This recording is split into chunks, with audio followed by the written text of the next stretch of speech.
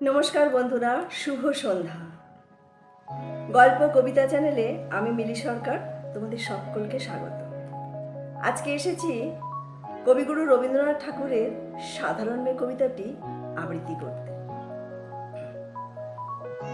আমি অন্তপুরের মেয়ে, চিনবে না আমাকে? তোমার শেষ গল্পের বইটি পড়েছি শরৎবাবু, বাসি ফুলের মালা। তোমার নায়িকা এলোকেশীর মরণ দশা ধরেছিল ৩৫ বছর বয়সে। ২৫ বছর বয়সের সঙ্গে ছিল তার রেশারেশি। দেখলেন তুমি মহদশায় বটে, জিতিয়ে দিলে তাকে। নিজের কথা বলি, বয়স আমার অল্প। একজনের মন ছুঁয়েছিল আমার এই কাঁচা বয়সের মায়া, তাই জেনে পুলক লাগতো আমার দেহে। ভুলেই গিয়েছিলেন অত্যন্ত সাধারণ মেয়ে আমি। আমার মতো এমন আছে হাজার হাজার মেয়ে। অল্প বয়সের মন্ত্র তাদের যৌবন।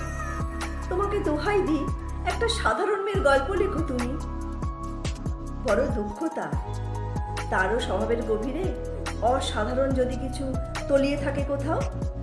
কেমন করে প্রমাণ করবে সে? এমন কজন মিলে যারা তা ধরতে পারে? কাঁচা বয়সে জাদু লাগে ওদের চোখে।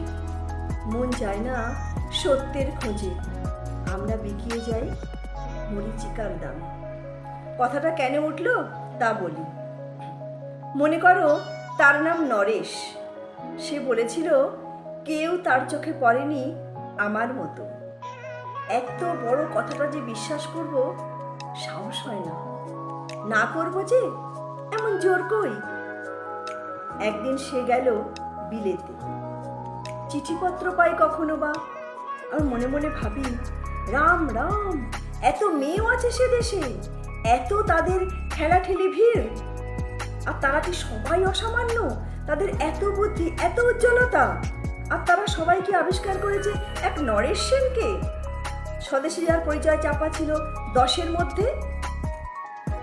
গেল মিলে চিঠিতে লিখেছে লিজির সঙ্গে গিয়েছিল সমুদ্র নাইতে। বাঙালি কবির কবিতা কলাইন দিয়েছে তুলে, সেই যেখানে উর্বশী উঠছে ওই সমুদ্র থেকে। তারপরে বালির ওপর বসলো পাশাপাশি। সামনে দুলছে নীল সমুদ্রের ঢেউ, আকাশে ছড়ানো নির্মল সূর্যালো। লিজি তাকে খুব আস্তে আস্তে বললে, এই সেদিন এসেছো, দুদিন পরে আবার যাবে চলে। ঝিনুকের দুটি খোলা, মাঝখানটুকু ভরা থাক একটি নেরেট অস্ত্রবিন্দু দিয়ে। দুর্লভ মূল্যহীন কথা বলবার কি অসামান্য ভঙ্গি। সেই সঙ্গে নরেশ লিখেছে, কথাগুলি যদি মানানো হয় দোষ কি? কিন্তু চমৎকার। হিরে বসানো সোনার ফুল কি সত্য? তবুও কি সত্য নয়? বুঝতেই পারছো, একটা তুলনার সংকেত ওর চিঠিতে অদৃশ্য কাঁটার মতো আমার বুকের কাছে বিধিয়ে দিয়ে জানায়, আমি অত্যন্ত সাধারণ। মূল্যবানকে পুরো মূল্য চুকিয়ে দিই এমন ধন নেই আমার হাতে। ওগো, না হয় তাই হলো, না হয় ঋণী রইলেম চিরজীবন। পায়ে পড়ি তোমার, একটা গল্প লেখো তুমি শরৎবাবু, নিতান্ত এক সাধারণ মেয়ের গল্প। যে দুর্ভাগিনীকে দূরের থেকে পাল্লা দিতে হয় অন্তত 5-7 জন অসামান্যার সঙ্গে, অর্থাৎ সপ্তরথিনীর মার। বুঝে নিয়েছি আমার কপাল ভেঙেছে, হার হয়েছে আমার।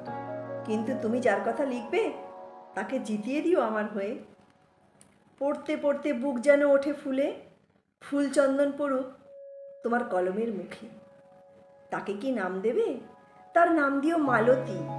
ওই নামটা আমার, ধরা পড়বার ভয় নেই। এমন অনেক মালতী আছে বাংলাদেশে, তারা সবাই সামান্য মেয়ে। তারা জার্মান ফরাসি জানে না, তারা শুধু কাঁদতে জানে। কি করে জিতিয়ে দেবে? উচ্চ তোমার মন, তোমার লেখনী মহীয়সী। তুমি হয়তো ওকে নিয়ে যাবে ত্যাগের পথে, দুঃখের চরমে শকুন্তলার মতো। দয়া করো আমাকে, নেমে এসো আমার সমতলে। বিছানায় শুয়ে শুয়ে রাত্রির অন্ধকারে দেবতার কাছে যে অসম্ভব বর মাগি, সেবার আমি পাবো না, কিন্তু পাই যেন তোমার নায়িকা। রাখো না কেন নরেশ সেনকে 7 বছর লন্ডনে, বারবার ফেল করুক তার পরীক্ষায়, আদরে থাক আপন উপাসিকা মণ্ডলীতে। ইতিমধ্যে মালতী পাশ করুক MA কলকাতার বিশ্ববিদ্যালয়ে, গণিতে প্রথম হোক তোমার কলমের এক আঁচড়ে। কিন্তু ওইখানেই যদি তুমি থামো, তোমার সাহিত্য সম্রাট নামে পড়বে কলঙ্ক। আমার দশা যাই হোক, খাটো করো না তোমার কল্পনা। তুমি তো কৃপণ বিধাতার মতো। মেয়েটাকে দাও পাঠিয়ে ইউরোপ, যেখানে যারা জ্ঞানী, যারা বিদ্বান, যারা বীর, যারা কবি, যারা শিল্পী, যারা রাজা দল বেঁধে আসুক ওর চারিদিকে। জ্যোতির্বিদের মতো আবিষ্কার করুক ওকে, শুধু বিদুষী বলে নয়, নারী বলে। ওর মধ্যে যে বিশ্ববিজয়ী জাদু আছে, ধরা পড়ুক তার রহস্য। মূঢ়ের দেশে নয়, যে দেশে আছে সমঝদার, আছে দরদি, আছে ইংরেজ, জার্মান, ফরাসি। মালতীর সম্মানের জন্যে সভা ডাকা হোক না, বড় বড় নামজাদার সভা। মনে করা হোক সেখানে বর্ষণ হচ্ছে মুষলধারে চাটুবাক্য, মাঝখান দিয়ে সে চলেছে অবহেলায়, ঢেউয়ের ওপর দিয়ে যেন পালের নৌকা। ওর চোখ দেখে ওরা করছে কানাকানি। সবাই বলছে ভারতবর্ষের সজল মেঘ আর উজ্জ্বল রৌদ্র মিলেছে ওর মোহিনী দৃষ্টিতে।